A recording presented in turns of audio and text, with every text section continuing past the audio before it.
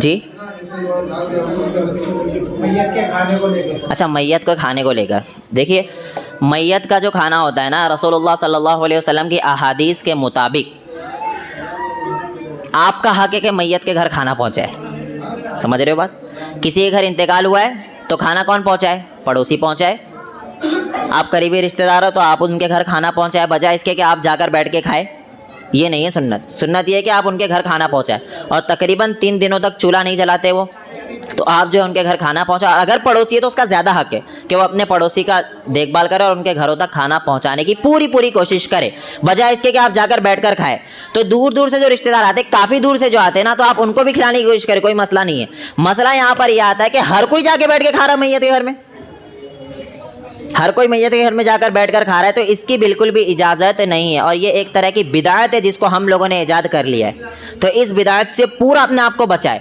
मैयत के खानों में बिल्कुल भी आप जाए ना, आप खिलाए जाकर, आप पहुंचाओ उनके घरों पर खाना। अगर किसी के घर में इंतकाल हुआ है, रिश्तेदार आपका था, तो रिश्तेदार जो है उनके घरों तक खाना पहुँचाने की पूरी कोशिश करें। एक चीज़ 40वां होता है, 10वां होता है, ये सारी चीज़ जो होती है ना, देखिए अल्लाह के रसूल सल्लल्लाहु अलैहि वसल्लम ने जब मैयत इंतकाल कर जाता है, दुनिया से चले जाता है, इन क़ता अमलहु इल्ला मिन सलास, 3 बताए, वलदिन सॉलिह, नेक औलाद, सदक़तिन जारिया, सदका जारिया, और तीसरा जो बताया ऐसा इल्म छोड़ कर गया है युनतफ़उ बिही, जिससे लोग फ़ायदा उठा रहे हैं। तो ये 3 चीज़ों के ज़रिए एक मैयत को फ़ायदा पहुँचता है। समझ रहे हो बात आप सब?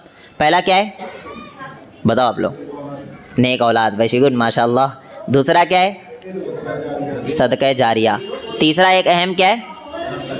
ऐसी चीज़ छोड़ कर गया है जिसके लोग फ़ायदा उठा रहे हैं। इल्म, ऐसा इल्म, जैसे कोई किताब लिख दी अच्छी और वो किताब पढ़ रहे लोग, तो उसे फ़ायदा मिलेगा, सवाब मिलेगा। और मिसाल के तौर पर अगर कोई ऐसी वीडियो बना कर गया जिससे लोग फ़ायदा उठा रहे हैं, तो उसका भी सवाब उसे मिलेगा। तो ये होता है ऐसा इल्म छोड़ कर गया जिससे लोग फ़ायदा उठा रहे हैं। इसलिए इतने बड़े बड़े उलमा किताबें लिख कर गए। सोचो इमाम बुखारी को कितना सवाब मिल रहा होगा। अल्लाहु अकबर, सुबहान अल्लाह। इमाम बुखारी रहिमहुल्लाह, इमाम मुस्लिम रहिमहुमुल्लाह, ये सारे इतने किबार उलमा रहे हैं और इनको सवाल मुसलसल मिलता ही जा रहा है। अल्लाह उनकी मग़फ़िरत फरमाए, आमीन। तो इन चीज़ों का ख्याल रखें। 3 चीज़ें, तो इन 3 चीज़ों के बाद आप कोशिश करें आपकी औलाद नेक हो। पढ़ाओ, नूरानी कायदा पढ़ा दो, कुरान पढ़ा दो, कुछ भी पढ़ाओ, ताकि वो पढ़े तो आपको सवाब कल को मिलता रहे। वो दुआ करेगी ना, वो दुआ का भी सवाब आपको मिलेगा। और नेक औलाद जो दुआ करती है वो रद्द नहीं होती है। आपका बेटा नेक रहेगा, वो दुआ करेगा अल्लाह रब्बुल आलमीन से, तो अल्लाह उस दुआ को रद्द नहीं करेगा। तो कोशिश करें नेक औलाद बनाओ अपनी। आप कॉलेजों में डाल रहे हो, यूनिवर्सिटियों में डाल रहे हो, कोई प्रॉब्लम नहीं, कॉलेज यूनिवर्सिटी जाए, लेकिन साथ में नेक रहे।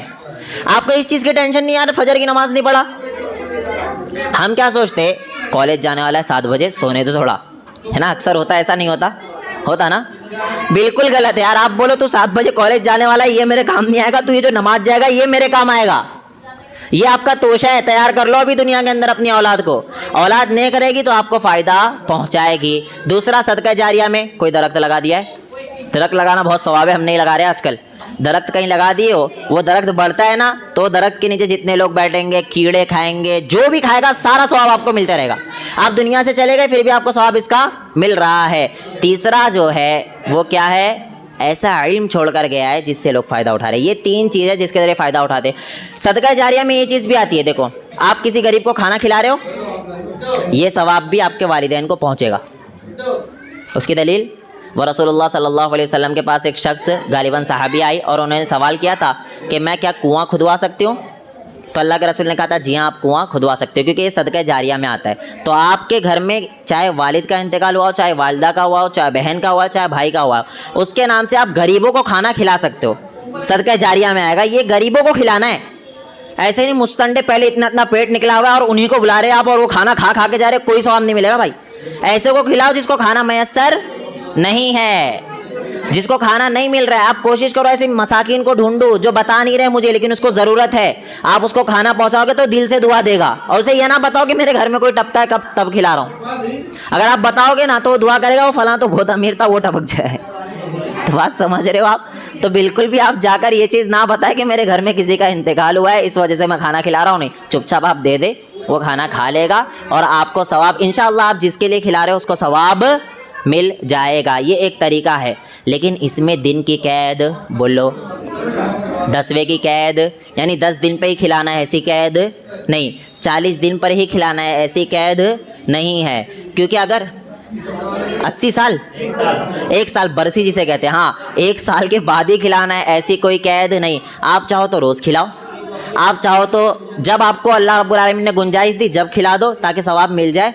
और इस अहम चीज़ का ख्याल रखें, मैं बार बार कह रहा हूँ, ये खिलाना भी गरीबों को है, ये खिलाना भी किन लोगों को है? गरीबों को है। एक वाक़या बताऊँ आपको, मशहूर, गौर से सुनना। वो एक शख्स था, एक मज़ाहिया तौर पर, लेकिन इसमें सबक बहुत डेंजर है। एक शख्स था, अल्हम्दुलिल्लाह उसको सही दीन का पता चल गया था। एक आलिम दीन बयान कर रहे थे कि उसे सही दीन का पता चल गया। अब उसको पता चल गया कि ये जो 10वां है, ये 40वां है, ये सारी चीज़ों की शरीयत में कोई गुंजाइश नहीं है, उसे पता चल गया। अब उसके घर में उसके बाप का इंतकाल हो गया। तो जब उसके वालिद साहब का इंतकाल हुआ ना, तो वो बेचारा गमगीन बैठा हुआ, बहुत ज़्यादा टेंशन में। तो तुम लोग रह गए थे? वो बहुत ज़्यादा टेंशन में। मौलवी साहब उसके घर क्या बोलते पता है? लोग ताने पे ताने, ताने पे ताने, तेरे बाप का इंतकाल हो गया तो उनके लिए खाना भी नहीं खिला सकता है। ये बड़ी बड़ी बात, खाना भी नहीं खिला सकता है। तेरे बाप ने तेरे लिए क्या किया, क्या क्या नहीं किया, खुद तकालीफ बर्दाश्त की लेकिन तुझे सुकून में रखा, और तू उनके नाम का खाना भी नहीं खिला सकता है। ये सारी चीज़ ताना ताना ताना देते रहे। तो वो टेंशन में आके बेचारा क्या किया पता है? बोलता है ठीक है यार 10वां कर ही लेता हूँ। तो जब 10वें की बारी आई, 10वां दिन, तो दावत दे दिया सारे, और मौलवियों को भी बुलाते, मदरसे के तलबा को भी बुलाते, सारे कुरान खानी वगैरह करते, फिर बैठते, फिर वो पूरा मामला उसने किया। तो जब खाने पे बैठा हुआ था ना, तो जैसे ही उन लोगों ने दस्तरखान लगाया, उलमा सारे बैठे हुए थे, नाम के उलमा, उन्होंने बोटी उठाई तो उसने कहा रुको, गौर करो, उसने कहा रुको। तो उन्होंने कहा क्या बात है? तो कह रहे मेरे घर में इंतकाल हो गया है, गम के मारे मसूर की दाल भी मुझसे नहीं निकली जा रही, और तुम कमबख्त मेरे घर आके मुर्गे खा रहे हो, चलो बिस्मिल्लाह खाओ। ऐसा उसने बोला। वो बेचारे बोलते हैं भाई तू खाने के काबिल ही कहाँ छोड़ा हमें। वो सारे के सारे खाना छोड़ कर क्या हुए? चले गए। बात समझ रहे हो आप? उसने क्या कहा? सारों को दावत पे तो बुला, क्योंकि ताने बहुत बुरी चीज़ होती है, इंसान को जहनी बीमार कर देते ताने। अब वो तानों पे ताने, दोस्त भी ताने, सारे ताना दे रहे। उसने 10वां कर ही लिया, सारों को बुलाया, मौलवियों को सारे को लाइन से बैठाया, और वो जैसी बोटी रुक जाओ थोड़ा सा एक काम है, और रुक गए। बोले गम के मारे मुझे मसूर की दाल भी नहीं निकली जा रही है, और तुम कमबख्त मेरे घर आके बोटियाँ खा रहे हो, बिस्मिल्लाह खाओ। और वो कोई भी फिर खाने के लिए तैयार नहीं हुआ। अल्लाह अकबर। पहली बात तो उसे उन्हें जवाब ये देना चाहिए था कि जो काम तेरे बाप ने तेरे लिए किया है ना, अगर मैं सारी ज़िंदगी अपने आप को वफ़ करके अल्लाहु अल्लाहु कर दूँ तब भी उनका हक अदा नहीं हो सकता। क्या खाना खिलाने से अदा हो जाएगा?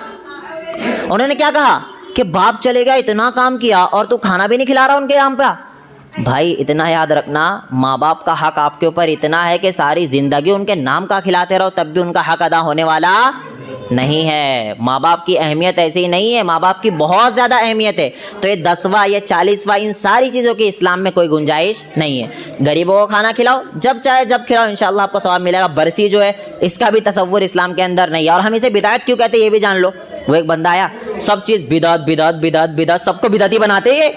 वो मशहूर हो गए, बोले ये क्या शिर्क बिदात, शिर्क बिदात, शिर्क बिदात। वो मैं घूमने गया ना एक जगह, तो हमारी वीडियोस के कमेंट सेक्शन में किसी ने क्या बोला पता है? इधर क्यों जा रहे हो, इधर जाना शिर्क है, अल्लाह के रसूल ने नहीं कहा बिदअत है।